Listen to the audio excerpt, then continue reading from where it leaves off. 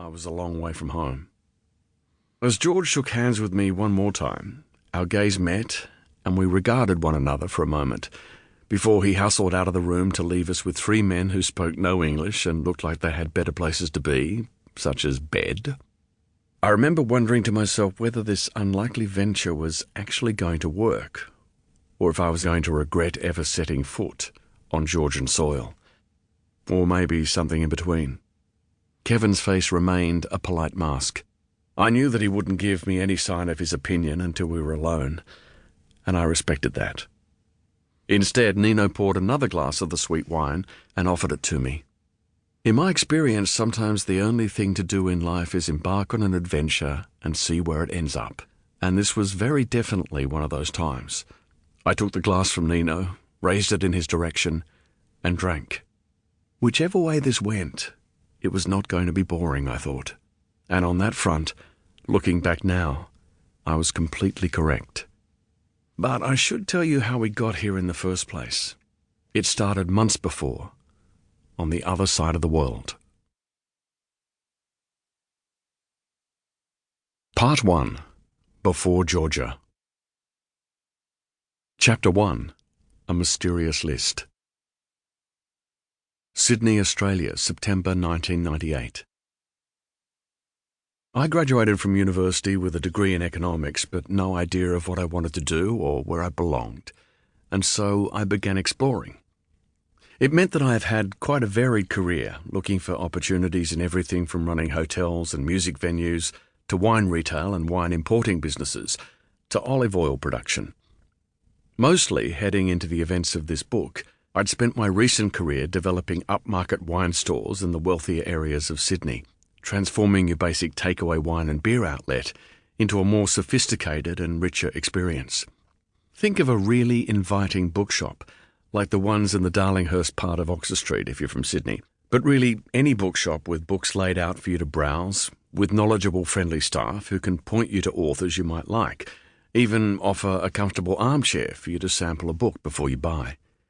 I wanted to create that same intimate, warm vibe for buying good wines. These days, such boutique wine retailers are standard, but back then they were not so common, and I had done well out of the concept, starting with the Newport Bottler on Sydney's northern beaches in the 1980s, where I refined the concept. By the time I bought the double bay cellars in the heart of the city's prestigious eastern suburbs, I had developed a taste and also a business sense for rare and museum wines, the types of aged and potentially valuable wine that are often sold at auction. My delving into this segment of the wine world was fortunately timed because Double Bay was the perfect market for such expensive treasures. Kevin Hopko was and is even more of a natural entrepreneur than I am. He joined me at Double Bay as the store's general manager, but I never really relinquished control of that role, and he didn't seem to mind as he was happy to work collaboratively and occasionally follow his own path when it suited.